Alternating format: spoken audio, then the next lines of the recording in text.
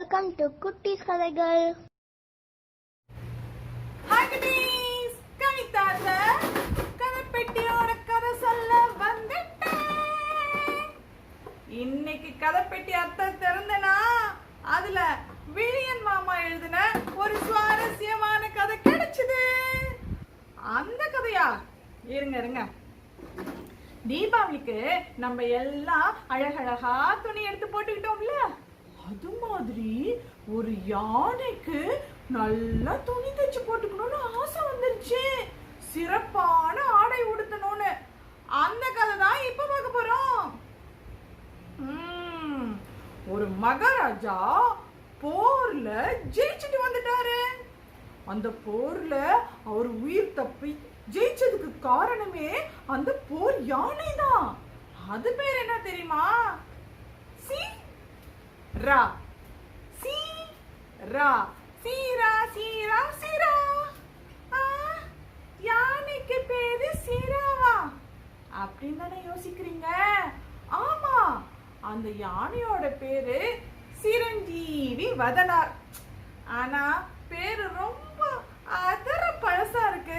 எனக்கு நல்லா புது பேரா வச்சுக்கணும்னு ஆசையா இருக்கு அப்படின்னு சொல்லி அந்த யானை பேரை சிரான்னு வச்சுக்கிச்சான். மன்னருக்கு சிரா யானைய ரொம்ப பிடிச்சு போச்சு. இந்த யானையால தானே நமக்கு இந்த வெற்றி, இது கேட்டது எல்லாம் செஞ்சிடணும் அப்படின்னு கட்டளை இட்டுட்டாரு. சிரா என்ன தெரியுமா கேட்டுச்சு?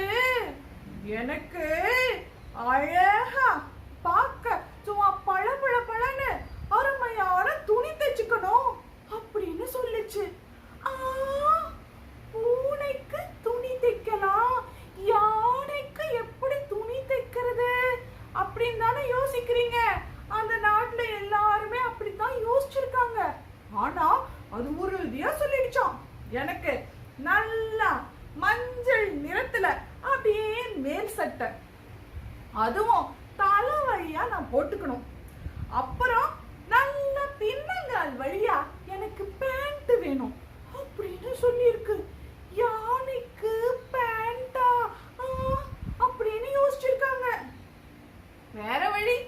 அரசர் என்ன பண்ணாரு? தையல்காரர்கள் எல்லாம் வர சொல்லிட்டாரு. நமக்கு அளவெடுக்கணும்னா ஒரு தையல்காரர் போதும். சிரா யானைக்கு 4 பேர் வந்தாங்க. எல்லாம் சுத்தி சுத்தி சுத்தி சுத்தி அளவெடுத்தாங்க. சிரா யானை என்ன தெரியுமா சொல்லுச்சு?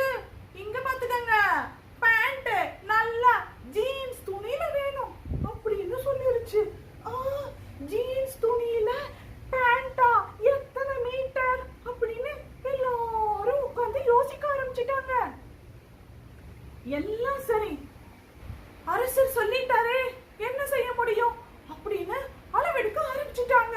சிரா நல்லா திரும்பி அளவெல்லாம் காட்டுச்சு. எல்லாம் முடிஞ்ச உடனே சிரா ஒரு கண்டிஷன் போட்டுச்சு. என்ன தெரியுமா?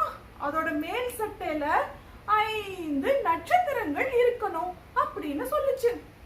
தையல்காரங்க அது சரி எம்ப்ராய்டரி போட்டுக்கலாம் அப்படின்னு பார்த்தா சிரா சொல்லுச்சு, ஆஹா, எனக்கு நிஜமான வானத்து நட்சத்திரங்கள் தான் வேணும். வானத்து நட்சத்திரங்களை எடுத்து எப்படி துணியில தைக்க முடியும்? தையல்காரங்கெல்லாம் குழம்பி போயிட்டாங்க. என்ன பண்றது? எல்லாருக்கும் தலை சுத்திருச்சு. அப்புறமா அமைச்சர் கிட்ட போய் யோசனை கேட்கலான்னு போனாங்க. அமைச்சரு, இது என்னடா அது, பெரிய விபரீதமா இருக்கு, வானத்து நட்சத்திரங்களை கொண்டு வந்து எப்படிதான் சட்டையில வைக்க முடியும் அப்படின்னு யோசிச்சாரு. எல்லாரும் போய் மன்னர் கிட்ட சொன்னாங்க. மன்னர் என்ன தெரியுமா சொன்னாரு? இங்க பாருங்க, சிரானா எனக்கு உயிர். அது என்ன கேக்குதோ அதை நீங்க உடனடியா நிறைவேற்றணும். அதுதான் என் கட்டளை, என் கட்டளையே சாசனம் அப்படின்னு சொல்லிட்டாரு. வேற வழி இல்லாம எல்லாரும் கூடி உட்கார்ந்து ஆலோசனை பண்ணாங்க. அப்போ அமைச்சர் ஒரு யோசனை சொன்னாரு. என்ன தெரியுமா? இந்த ஊர்ல ஒரு மீனவன் இருக்கான். அவன் ரொம்ப பராக்கிரமசாலி. அவன் கிட்ட சொன்னா அவன் வலைய ஒரு வீசி எப்படியா இருந்தாலும் வானத்து நட்சத்திரங்களை பிடிச்சிருவான். உடனே அவனை போய் சந்தியுங்கள் அப்படின்னு சொன்னாரு. மீனவன் வலைய வீசி அப்படின்னு எல்லாரும் அந்த மீனவனை பத்தி விசாரிச்சாங்க. உண்மையாலுமே அந்த மீனவன் ரொம்ப பராக்கிரமசாலிதான். எப்படின்னு கேக்குறீங்களா? ஒரு நாள் அவன் கடல்ல வலை வீசி இருக்கான். அதுல பாருங்க ஒரு 36 திமிங்கிலங்கள் மாட்டிக்கிச்சான். அப்படின்னா அவன் பராக்கிரமசாலி தானே. அவனை தேடி போயிருக்காங்க. ஆனா வானத்து நட்சத்திரங்களை எந்த வலைய வீசி பிடிப்பேன் அப்படின்னு அவன் ரொம்ப குழம்பி போயிட்டானா. அப்ப ஒருத்தர் ரொம்ப யோசனை பண்ணி சொல்லியிருக்கான், ஒண்ணு கவலைப்படாத, அந்த கடலும் இந்த வானமும் சந்திக்கிற இடத்துல போய் நீ வலை வீசு, அங்க நட்சத்திரங்களை பிடிச்சிடலாம். அறிவாளியா தான் இருக்கான். ஆனா கடலும் வானமும் சந்திக்கிற இடமே இல்லையே, பார்க்கத்தான் அப்படி தெரியும். ஆனா நிஜமாவே அது ரெண்டும் சந்திக்காது, என்ன செய்யறது அப்படின்னு ரொம்ப குழப்பமாயிட்டான். இன்னொரு அறிவாளி வந்தான். கவலைப்படாத, இந்த நாட்டிலே உயரமான மலை மேல போய் ஏறு. ஒருவேளை நம்ம இமயமலை மாதிரி இருக்குமோ? இருக்கலாம். அந்த மலை உச்சியில ஏறி நின்னு நீ வலைய வீசு, அப்படின்னா நட்சத்திரங்களை பிடிச்சிடலாம் அப்படின்னு சொன்னான். ஆஹா, அற்புதமான யோசனை. இப்பவே அந்த மலை மேல ஏறி வலைய வீசி நட்சத்திரங்களை பறிக்க போறேன் அப்படின்னு சொல்லிட்டு அந்த மீனவன் விறுவிறுன்னு மலை உச்சிக்கு போயிட்டான். அங்க போய் வீசுனா பாருங்க வலைய. குட்டீஸ், நிஜமாவே 5 நட்சத்திரங்கள் கப்பு கப்பு கப்பு கப்புன்னு வந்து வலையில மாட்டிக்கிச்சு. எல்லாருக்கும் ஒரே சந்தோஷம். மீனவன் நட்சத்திரங்களை எடுத்துட்டு வந்தானா, தையல்காரங்க எல்லாம் உட்காந்துக்கிட்டு பெரிய பெரிய கத்திரிக்கோள், பெரிய பெரிய ஊசி வச்சு சிராக்கு ஆடை தைச்சுக்கிட்டு இருக்காங்க. நட்சத்திரங்கள் கொண்டு வந்துட்டான். எல்லாரும் உட்காந்து நட்சத்திரங்களை வச்சு தைக்கலான்னு பார்த்தா நட்சத்திரங்கள் தெரியல. ஏன் தெரியலையா? பகல் நேரத்துல எப்படி குட்டீஸ் நட்சத்திரம் எல்லாம் தெரியும்? என்ன செய்யறதுன்னு எல்லாம் தீவிரமா யோசிச்சாங்களா? ராத்திரி நேரத்துல நட்சத்திரங்கள் தெரியும்ல, அப்படின்னா இரவு நேரத்துல தான் நம்ம உட்காந்து நட்சத்திரங்களை அதுல கோர்க்க முடியும்னு முடிவு பண்ணி எல்லாரும் காத்திருந்தாங்க. இரவு நேரம் வந்துச்சா, நட்சத்திரங்கள் சும்மா தக தக தக தகன்னு நின்னுச்சா, இதுதான் சமயம் சக்கு சக்கு சக்கு சக்குன்னு மேல் சட்டையில நட்சத்திரங்களை வச்சு தைச்சிட்டாங்க. அற்புதமான ஆடை தயாராகி விட்டது. விழாவுக்கு ஏற்பாடு பண்ணணுமே. விழா பகல் நேரத்துல வச்சா நட்சத்திரம் தெரியாதுல்ல, அதனால விழாவையும் இரவு நேரத்திலேயே வச்சுட்டாங்க. மன்னர் வந்தாரு. சிரா ரொம்ப பெருமையாக இருந்தது. சிராக்கு ஆடைய போட்டாங்க. அப்படியே தலைவழியா மேல் சட்டை, தும்பிக்கைக்கு அழகான ஜிகு ஜிகுன்னு சிவப்பு சட்டை, பின்னாடி ஜீன்ஸ் பேண்ட். அப்பப்பப்பப்பப்பப்பா, அதுல அந்த நட்சத்திரங்கள் ஜொலிச்ச அழகு இருக்கு. ஊரே வாய பழந்து பாக்குது. சின்ன சின்ன சின்ன குட்டி பசங்களுக்குலாம் ரொம்ப சந்தோஷம். எல்லாம் ஆட்டம் பாட்டம் துள்ளல போட்டுக்கிட்டு சிராவை சுத்தி சுத்தி சுத்தி சுத்தி வருதுங்க. சிராக்கு பெருமை தாங்கலையே. சிரா ரொம்ப பெருமிதமா அப்படியே ஒரு ஊர்வலம் வந்துச்சு. அந்த நேரம் பார்த்து என்னாச்சு, ஒரு மரத்தடியில சிரா வந்துகிட்டு இருக்கும்போது மரத்து மேல ஒரு சாமி எறும்பு ஊர்ந்துகிட்டு இருந்துச்சு.